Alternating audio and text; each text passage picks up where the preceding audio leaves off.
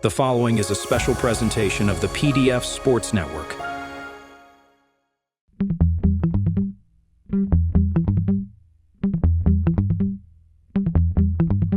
You know, I'm right. The podcast that uncovers the origin stories of some of the biggest names in media, sports, and entertainment. Nick Durst here with Joe Calabrese. And Joe, we're very excited about our guest today. We are New Yorkers. He has some really strong ties on the airwaves in New York. So we'll get into that, but let everybody know who we have with us today. Somebody who has made stops pretty much everywhere. And if you're watching this, obviously, you get a little clue over there behind him. Currently a senior host for Sports Illustrated. But as I alluded to, he's made stops everywhere. He's worked at ESPN. He's hosted shows for CBS Sports Radio and Sirius. And we're really, really excited to have him on. Robin Lundberg. Robin, welcome to the show. How are you doing today? I'm doing well. It's nice to be considered one of the biggest names in sports media. I don't know how long your list is, but to be on there somewhere as you're, unwinding that scroll. We like the shirt too. Thank you. It's for the children. We got two Staten Islanders here, so really, really appreciate that shirt. That's what I was going to point out. We're two Staten Islanders, and Robin knew Staten Islanders. So he's got the shirt on. And we're happy. Well, I refer to it as the rugged lands of Shaolin, not Staten Island. Oh yeah, they're rugged, all right. You ever drove on the roads here? It's terrible. Like crazy. Insane. Robin, when did you know that you wanted to pursue a career in broadcasting or in sports? Was it going into college? Is that why you made your college choice, or was it something that came along a little later on? Yeah, I wouldn't say I knew exactly what I wanted to do, right? But I knew in the realm of what I wanted to do going into college. I'll credit the Sports Center anchors from that time period, Stuart Scott, and Kenny Mayne, Craig Kilborn, Patrick Olbermann, that group. They made it cool, right? They made that feel cool. So I did go to University of Maryland because of the journalism program and because of big sports school. I just felt like that was the right push in that direction, or the right move for me, being in Maryland at the time and in trying to pursue that career. I wasn't sure exactly what I was going for, but I knew the realm there. And when I was at Maryland, I was at the student radio station. I worked my way up there until I was doing football and basketball. And I guess that looked good on my resume, which led to an internship with Around the Horn. That Around the Horn and PTR and joining offices relatively early in those shows' runs, which was the first thing that got me in the door to what my career became. Now, was a lot since then, a lot of ups and downs, trials and tribulations, and time spent on unemployment and waiting tables and bartending and running open mics on Bleecker Street, doing the stand-up comedy bit for a little while and various things. But that was how I got my start for sure. So you mentioned Kenny Mayne. Kenny Mayne was a former guest on this program, which Nick and I were very, very happy about. So you mentioned being at Maryland, right?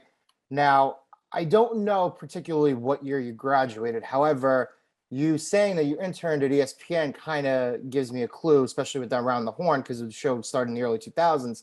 So you were likely there when Maryland won the national championship in 2002, right? 100%, yeah. When Gary Williams, right? There you go. So 2004, I graduated. Okay, well, I was going to make you answer the question, but kind of gives a rough idea. So you were interned at ESPN for Around the Horn. So we also had Jay Mariotti on, and Jay is very fortunate guest of ours. He's been on twice already. He's going to be on with us a third time very, very soon, actually. So you started there, did some Around the Horn stuff, right? So what was it like working on a program like that, where you had a lot of people, a lot of sports writers from around the country, kind of making it work as it did? It kind of got popular really, really quickly, became a staple with that and Pardon the Interruption. So what was it like working on a show like that? And what was it like working at ESPN in general? because Nick and I, we've had a lot of people on who worked at ESPN who loved it. They loved the campus environment. We've also had some people here who couldn't wait to get out of there, right? So how was your experience? Well, around the horn, I will credit for giving me the production mindset that I still have probably today, because you'd be in these meetings and I was like, I earned trust very quickly, I guess, because I got the lunch orders right. I don't know, but I earned trust very quickly and was a part of that process, right? So you're thinking the topics, the rundowns, and all that, and that still helps me to this day. And Max Kellerman was the host at the time. In fact, the first time Tony Reale hosted Around the Horn, I went to his apartment to get his suit because Max had called out something. He had a dental emergency, I believe it was. And I had to go get Tony Reale's suit because they were like, hey, you're on TV. We'll put you on, like they didn't have a backup plan, I don't think. And really the Stat Boy character at that time was a legitimate part of that show. He was the statistician. That was his job. It just happened that they made it an on-air thing. And fortunately for him, and kudos to him, the rest is history there.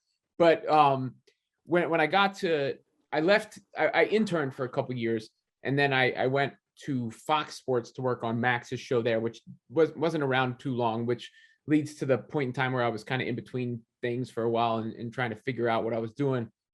But Max helped me out again, getting my foot in the door at ESPN Radio, where I interned on, or I guess I was paid, but I barely for Max's show and Stephen A's show over there. And then I was like the producer / sidekick on Max's show for a while. I was at ESPN there for a decade plus, I would say. And first of all, it's a little bit of a separate entity because it's like at that point it was 1050 and then it became 98.7, but it was the New York sports talk radio outlet for ESPN, not ESPN proper on campus. So it was a little bit of a separate entity. I did make trips to Bristol. I was up there a little bit. I won't say anything negative about ESPN, but it's a big company, right? Like a big corporate company. Sometimes I guess there was a point in time where I felt, frustrated because I didn't feel like I was being utilized properly or getting the look maybe I thought I deserved, or, I had bounced around, been doing a few things. I did the show with Ryan Rucco, which through no fault of our own, we were collateral damage at one point, even though we were successful. I did the morning show with Mike Golick Jr. I believe the first radio show that for Mina Kimes' first radio show, Will Kane's first radio show there, a bunch of people's first shows there, which I always thought, if I'm good enough to be the person you're trusting for this, why am I not, I got to do Mike and Mike a couple times. So I'm not going to sit here and say like ESPN sucks or, screw ESPN. I don't feel that way. Maybe I did it, at the worst moment, and when the tenure ended in that, but looking back on it, big picture, but it's like, it's like any place. They have their, you have your politics, you have your favoritism, you have your big bureaucracy that's tough to cut through. And it made a name for me, right? Being there helped make a name for me, helped launch my career. So I'm thankful for that. At the same time, I've been just fine without ESPN as well. So I always said, as far as ESPN Radio is concerned, the 1050 days was actually when you had like really such great talent on air there. You were there, of course, Ryan, Jody Mack, and Brandon Tierney, Stephen A. And it was just the lack of a signal that kind of hurt ESPN there. And we could talk about ESPN Radio all day if we wanted to. But I'm curious with you there. You mentioned it. Max was always good to you. He kind of brought you on as his sidekick after you were producing for him and Stephen A. What was the process like for you to either talk to the program director or whoever it may be to get that first shift of your own or hosting a show? So many people we've spoken to on our show, they kind of have a similar route as you did. And then it's like, hey, here comes Thanksgiving. They're like, give me that shift. I'll fill in or something. Just what was that process like for you to get that first show of your own? It wasn't easy for me. It wasn't like that. So when we were doing Max's show, I kind of feel like I would say we were sort of let's say Lebitard-esque before that. We did like a killer animal tournament around the NCAA tournament and had Jack Hanna on to give expert analysis. We built superhero football teams and all that stuff. And we used to get yelled at for it. And Max was not one to speak to hold his tongue, especially at that time. He was a little younger then. And I was the producer, so I was the easy one to yell at. So I was always in the principal's office. And, like nowadays, I think that sort of stuff is celebrated. Obviously, you've seen it be successful, but I think we were a little ahead of our time, to be quite honest with you, at that point. And it put me in like this stigma where I was like the bad kid. But, maybe I was a little cocky or whatnot, but I've never tried to cause trouble in my life, right? Like I got straight A's when I was growing up, and I, until there was a management shift there. And then when the management shift happened, I was producing Ryan Rucco's show early in the morning. I mean, there was some other stuff that happened, but this is the Cliff's Notes version. Early in the 5 a.m. And I created segments that got myself on air. And then the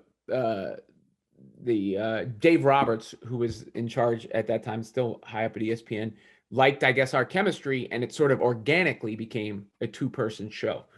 I may have done solo shows before then. I can't remember the first solo show I did, but nevertheless, the winds of change blow and people ebb and flow. And I remember when that show ended, and really that show ended because Stephen A came back to the network.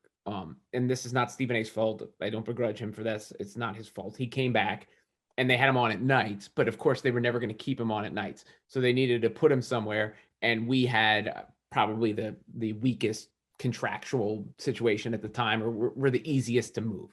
And I guess I was still always viewed as like the second Ryan's gone on to have a tremendously successful career and is realizing his dreams, really, because he always wanted to be a play-by-play announcer. So he's doing that. But Ryan was teamed up with Stephen A for a short period of time, and I was kind of put off into limbo. And I went to get married at that time, and I didn't know what was going to happen. And I came back, and they offered me the producer slot on the Michael Kay show, and I said no, that I'm only going to take a on-air position, even though I had no fallback option. And then that's when like this early morning slot got carved out for me. And that's where I got a lot of reps and I think build up a little bit of a fan base. And the way I looked at it at the time was, this is when podcasts were kind of not everywhere and ubiquitous. I could be, I was on early in the morning, and there are a lot of people who are up and they feel an attachment to you then because they're doing whatever they're driving their routes, or they're doing whatever they're doing, and you keep them entertained. But I also knew I could be the first podcast out the door because the show could get turned around. We're off the air at 6, it's up by 7, so people on a normal commute could listen to it that way. And I believe, it's been a long time, but I believe like only the afternoon shows podcast did better numbers than mine. But at that point, there was another management shift there, and that happens. And the original manager came back, and I just remember being told about podcasts, and this is hilarious to me, just knowing where the industry's gone. But I remember being told, we gotta focus on the pizza before we focus on the cannolis, and I just thought that was a terrible analogy, because the product is still the pizza. It's just delivery versus, eating in the restaurant. It's the method of delivery. And that's, but more or less, that's how and especially when you start doing those shifts and you're doing all periods of the night and you're doing it solo, once you can do that, you can do anything, and that's how I got my reps and got myself in. But it wasn't simply like, no, I'm taking this one shift. It was kind of creating a role for myself, keeping my head up, sticking it through some tough times, and keeping on. Turning down the Michael Kay stuff, that's a very big job, I guess, to turn down. And judging by what you've said to us so far, it just seems like you keep banking on yourself and betting on yourself. And evidently that's worked for you, because you are where you are right now. Nick and I ask this question a lot the grind is different when you do stuff in the morning as opposed to doing stuff in the middle of the day as opposed to doing stuff at night, right? So what time did you prefer? And was there ever a time where like your schedule was hectic or stuff became increasingly harder to do? Yeah, I mean, there was a time where I was doing that early morning shift 5 days a week, and SNY Friday nights, and local ESPN Radio Saturday mornings, and national ESPN Radio Saturday nights. That was rough. Look, there was a time not that long ago even where I was, and I'm forever thankful for the Saturday morning show I did on CBS Sports Radio, which I did for 4 years or so. And it was one of the hardest decisions of my career to let that go when I did. But when you work 6 days a week, your entire life, essentially, eventually, it catches up with you and not only wears you down, but like I felt like the creative, I was like, all right, trying to get to the finish line every week, rather than being creatively inspired. And then I got the family and all that too, which of course factors in. So it's sometimes, like I question it sometimes, not that specific thing, but just in general, the decisions you make and look back to what if I done this differently, blah, blah, blah. As far as schedules go, the early morning one, it originally was 3 a.m. and eventually became 4 a.m. But that changes your perspective on what early is, right? Because I did that for like 5 years, and I split my sleep into shifts. I would sleep like basically 2 long naps, right? Like a day. And now I'm on, my schedule at SI is much more favorable, like as far as like, it's still, I start pretty early for most people, but it doesn't feel early for me anymore. And it allows me to get out earlier in the afternoon, spend time with the kids and all that. And I've been doing, scheduling gives me anxiety, but it's something you got to do in this business, because I'm doing a bunch of stuff for Sirius lately as well too. But I don't know. That answered your question, right? I think. Sure. Oh yeah. Now with the scheduling, and this is what I always like to ask the people who have done morning shows. I want to know what your eating schedule is like. Are you getting up, and because I can't imagine getting up at 2 a.m. and being hungry to eat, and then your show's ending and you've been up for a long time at 8 o'clock, 9 o'clock in the morning. Are you going for breakfast food, or are you going to have lunch? And how did that factor in with your Yeah, at that point in time, I remember I would stop at the bodega across the street, or the deli across the street, and get food on my way in, because I was like biking. I was taking city bikes in, and I would grab like a wrap and eat that, and then I would take my son Raj when he was a baby. When I got home, I would take him to Gymboree and take him for breakfast we'd eat before I went to sleep. Now my eating schedule is a little weird too, because I've been doing like intermittent fasting. Drop a few lbs, and like for instance, today I didn't eat till 3 p.m. and yesterday I didn't eat till 5 p.m. So because that's what I was doing. McAfee show, it starts at noon, and I was so busy before then at SI making sure I did everything I need to do there and getting other stuff ahead of other stuff, that by the time I even could like think about eating, it was almost noon. And then I'm like, no, I can make it. Once I get on the air, I won't be hungry, and I can make it through till 3. So but as far as the early morning schedule, that's what I did. I ate right before I got into work and right after I left work, and then probably again, around normal dinner time. So you mentioned CBS Sports Radio before, so I want to talk about your time now after ESPN. Did some work with CBS Sports Radio, hosted the show, was on Saturday mornings, and then you were also a podcast host. You came and you worked with the New York Post. So talk about how those opportunities were presented to you, and how you eventually jumped on them and took advantage. Yeah, the CBS Sports one, it's funny because Maggie Gray, who is doing the afternoons on CBS Sports Radio now, I believe, she after my time with ESPN ended, she reached out to me because she had listened to my radio show. And that's what led to my audition with SI, what I now know is an audition. The first day I came over dressed the second day I sort of found the look I had at that point, which was the t-shirt with the blazer over it. And I did a LeBron take that did like 10 million views when they put it out. And that, you know, I was like, okay, I got that job. And, you know, I did that show with Maggie at SI for a little while, but then she got the job replacing, at the time, it was that show that replaced Francesa. Was she with Carton? No, not Carton. Bart Carlin Scott and Carlin. Bart Scott. Was Carlin. Yeah. Yep. So, but Maggie had done the Saturday mornings with Mark Malusis then, I think. And when they left, when that show stopped, or whatever happened there, because obviously she was moving to a different day part, they offered it to me.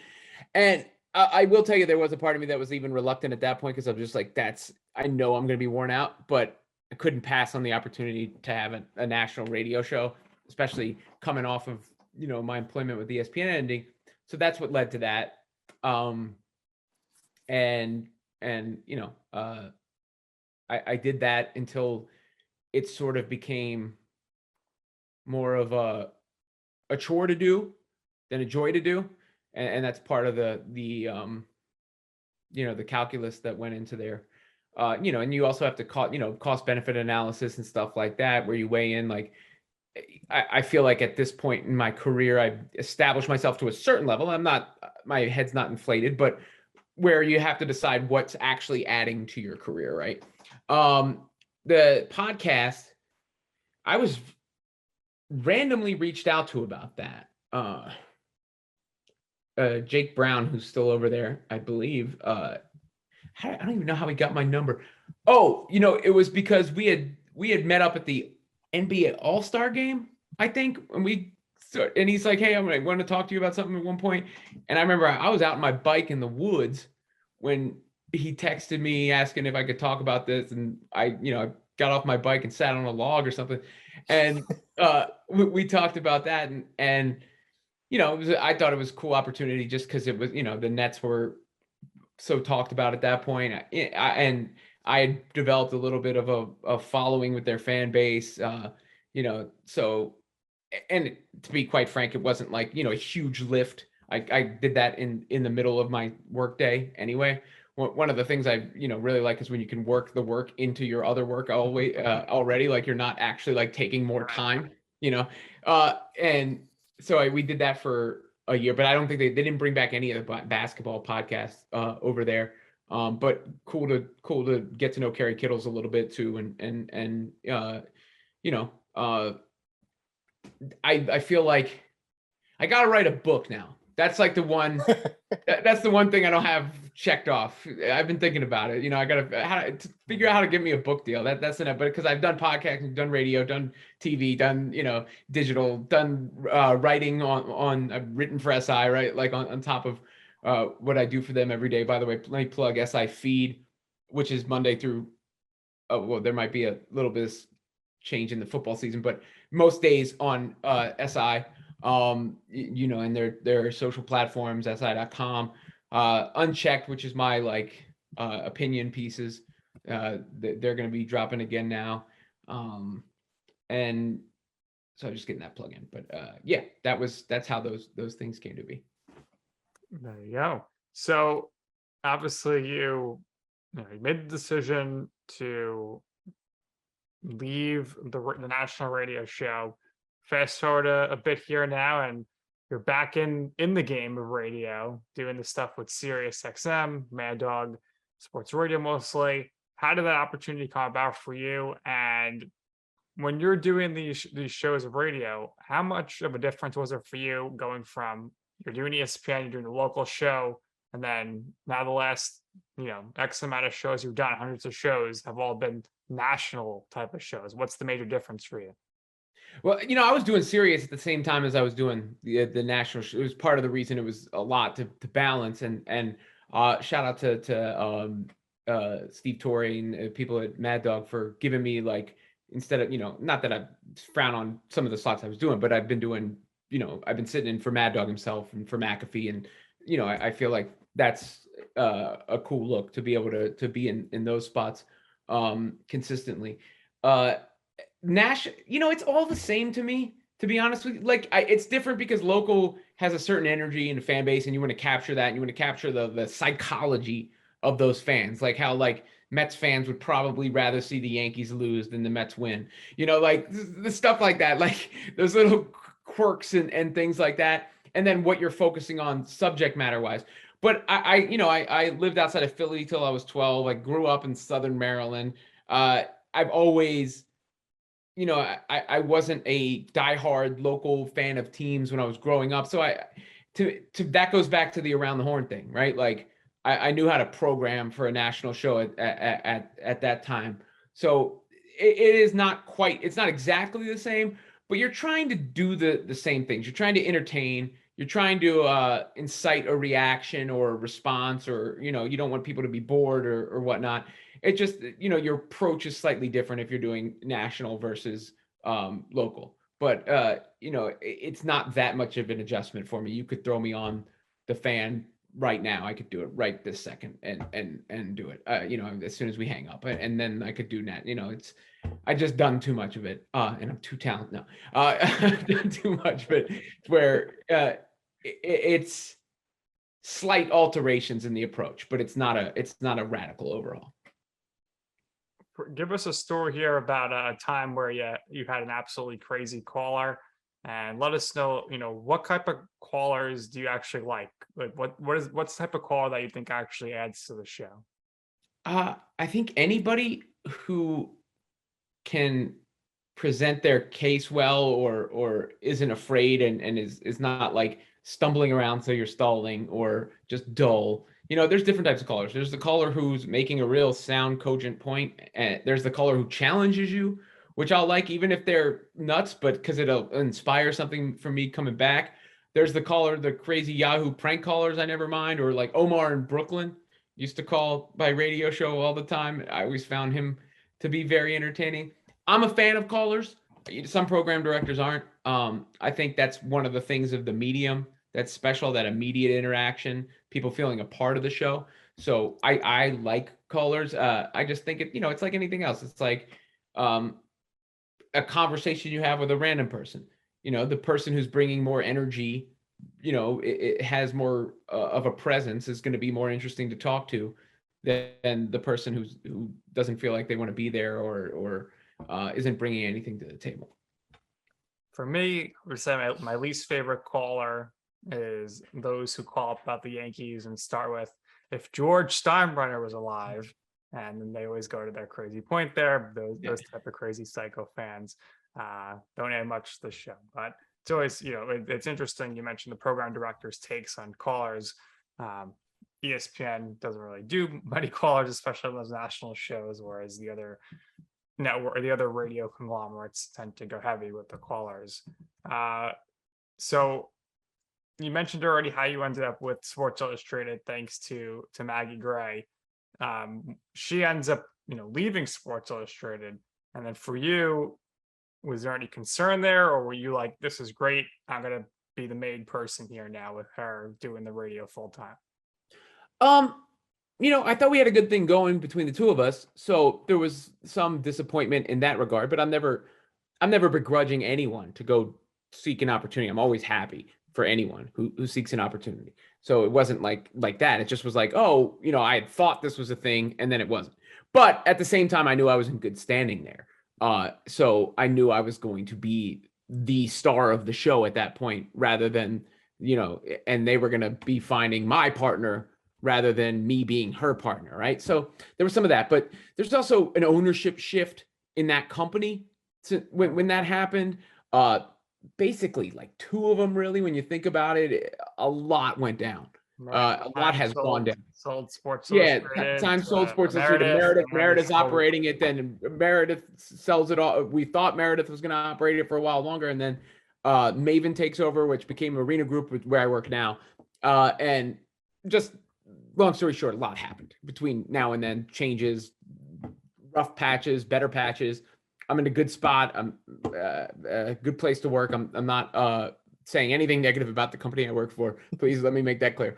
But there's just a lot that's happened between then and now. Yeah, but it seems like they give you a lot of different avenues to get your voice and stuff out there. How did it come about that you started doing some writing for them at first? Now it's pretty natural for you, but obviously not coming from a writing background. How did that come about for you? Well, I've always been a writer in a sense, I guess. And I would at a time at ESPN, I was trying to help out on Colin Cowherd's show. So I would try and see what would be a good monologue and sending my suggestions, writing stuff like that. I wrote a movie screenplay once. And the SI writing was more, really, to be quite frank, it was just because when you would write it and I put the post out, you could get more views that way, more clicks that way, because you're getting the search engine traffic and stuff like that from the written posts. I don't do much writing for the site right now, other than like I participate in roundtables, and I could always write, if I have an idea, send it to them. I think my writing chops really come into play right now on SI Feed, because I'm writing these short, punchy. Some of my comedic background stuff comes into play on that too, and that's where we all have our talents, and I think that's one of mine, and that's the way that I think that show's been working, is because I have tremendous editors. Dave Sepperson, Alex Savalas editing that show. They make my scripts hit harder with the stuff that they're including, but I'm pretty nice with the pen. Tell us about your stand-up career. How did you come up with your routine? Career. I did an open mic on Bleecker Street it was 4:00 in the afternoon. I would read out of at this point, there were still newspapers, I'd read out of the newspaper and riff. I did open mics like around the city at that time, did some stand-up shows. I remember starting, this was, I guess, I work at ESPN, which is a great way to pick up guys. So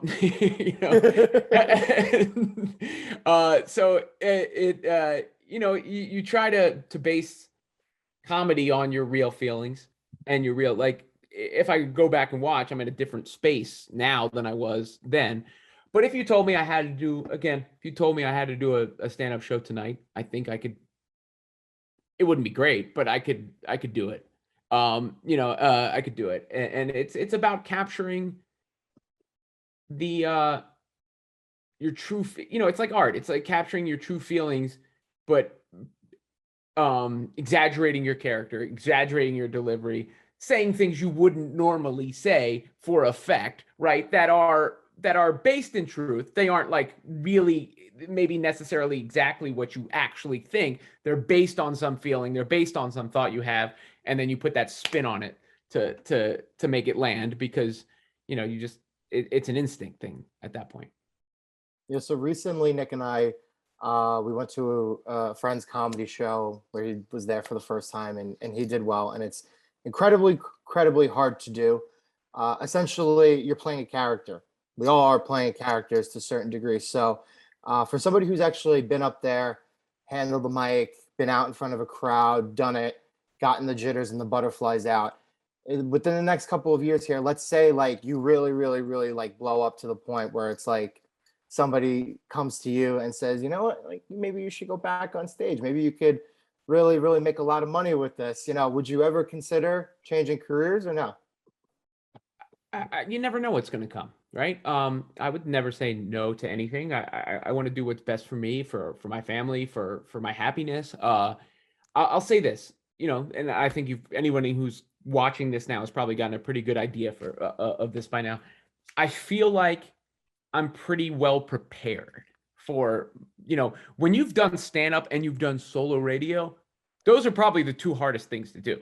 Like doing some of the video segments that do like, oh, you got to talk for 90 seconds, whatever, like in soundbite form or TV, like when you do TV, it's like a segment, like, when it's ending, it's very structured in that way. TV is. Digital's a little different because it can go as long as you want. Podcasts are a little different, obviously, because it's a very long form like we're doing right now, allows you to speak extemporaneously. But I do feel like there's nothing I'm afraid of. And there's nothing that I am not at least in some degree prepared for. So tell us about your time with SNY. or really just how that opportunity came about for you. That was kind of your first foray there into doing television. So was there, sounds like there was no adjustment period for you at all, but what was that like? Yeah, it was a long time ago. I used to do mostly Friday nights, but I do other spots for them. I don't know if it was, Brad Como, who might still be there, was one of the people on Around the Horn when I was on Around the Horn. I can't remember exactly how it started, to be frank with you. But it was something that I did, and another one of those things that gave me experience. But I still didn't even read off a teleprompter until that LeBron take at SI. That was the first time I ever read off a teleprompter, one take. But it started with a Jay-Z line, and everybody knows me, knows I'm a big Jay-Z fan. So it was, Hove got flow, but he's no big in Pac, but he's close. How am I supposed to win when they got me chasing ghosts? So it was, the speech I was born to give. But the SNY experience was just where to look for camera, how to feel comfortable, that sort of stuff. But it was a whirlwind at that point, like I said, because my schedule was so, I was like up, down. I felt like I lived in a washing machine. Tell us some of your favorite people you've gotten to interview, and then give us someone who you've never interviewed but would love to interview. I have a feeling I know where this is going. Well, I just interviewed Tom Brady, which is cool. You don't get much bigger star power than that. I just had that little back and forth with Kevin Durant on Twitter. I don't know if you guys saw that. That was pretty cool. Just because I thought it was, the timing wise was cool. Like, it was while he's in the middle of the news, and I thought it was an entertaining back and forth. The Rock I've interviewed. I'm trying to think who are some of my favorite interviews. Colby Covington was an interesting one, because that was in the midst of like Trump, and he had like the MAGA hat on, so I felt like I had to address, I made it a point like I had to address that at the beginning of the interview. So that those are some of the ones. Who have I not interviewed that I would like to interview? Well, I mean, like Jay, LeBron, any of these start, but I'm trying to think of one that's not as Ray Allen was a really good one, because there was a question I always wanted to ask him, and I asked him, and the answer wound up going viral, which was, what does he say to people who say he saved LeBron's career? Always good when you can go viral. Yeah. Yeah, that's off the top of my head. I'm trying to, who would be a really, I like to interview people who are interesting, good talkers, smart, you never know who that might be. That could be really, a fascinating interview. And it doesn't necessarily have to be just like somebody I'm a fan of, right? Like, LeBron's talks all the time. He's an awesome basketball player, but I'm not like, it would be cool, don't get me wrong, but it's not like, oh my God, I'd be hanging on his every word. Like there are certain people, sometimes you might want to go behind the scenes, like with an executive or something, and find out things you didn't know, or somebody who's Andrew Luck, why did you retire early, or Jeremy Lin, like Linsanity and things like. So you have to tailor it to that's part of the job of being an interviewer, is asking the questions that are relevant to that guest, listening to what they're saying, and then interjecting or spinning follow-ups that you think can elicit interesting answers from the subject. Absolutely, certainly key for sure. What would you say in either your life or your career is your I'm right moment? So what I mean by that is a time where you wanted to do something, you ask somebody for advice, they say, Robin, don't do this. It's a bad idea. I don't think it's going to work out. And you said, you know what? I'm going to do this anyway. And ultimately, we will see why it is that I'm right. Yeah, I think I've gone over some of them here, when I was asked about producing, and I said I'm only going to take an on-air role. That's one. When I was done at ESPN, I somehow in that, I captured this wave of confidence at that point in time where I was like, nothing's going to stop me. And that led to that, I do speak of that LeBron take. And then, like I said, some of this summer has been good. When you have the Tom Brady thing and the Kevin Durant thing and within the matter of a few weeks, it helps your confidence. I'm not going to lie, like it helps. You go, all right, yes, I belong here, right? Like I belong here. I'm here. I'm standing on my own too. Robin, we thank you for your time. We really appreciate it. What we do here is we always give our guests the last words, and this is the part where I tell you if there's anything else you would like to share or promote. However, you plugged SI before. You've already promoted yourself a lot. So if you want to promote yourself again, you're more than welcome to. But again, so we give our guests the last word. So again, if there's anything else you would like to share, we had a lot of fun doing this with us. Keep in touch. I'm jealous that you got to interview The Rock. The Rock is my number one person that I would always want to meet in person or interview. I think Nick would probably agree. He's our favorite wrestler. So, but if there's anything else you would like to share, by all means, go ahead. And thanks again for doing this with us. No, I think I said what I got to say. I did tell The Rock I would kick out of the people's elbow. Good. I mean, it's a pretty basic move. It's like Hogan's leg drop, but it's when somebody's super doing it, it looks more effective, right? Mm-hmm. Yep, absolutely. All right, that's going to do it here for this episode. I'm right, Robin. Thank you for our time. So for our very special guest, Robin Lundberg, co-host Joe Calabrese, I'm Nick Durst, and this has been I'm Right.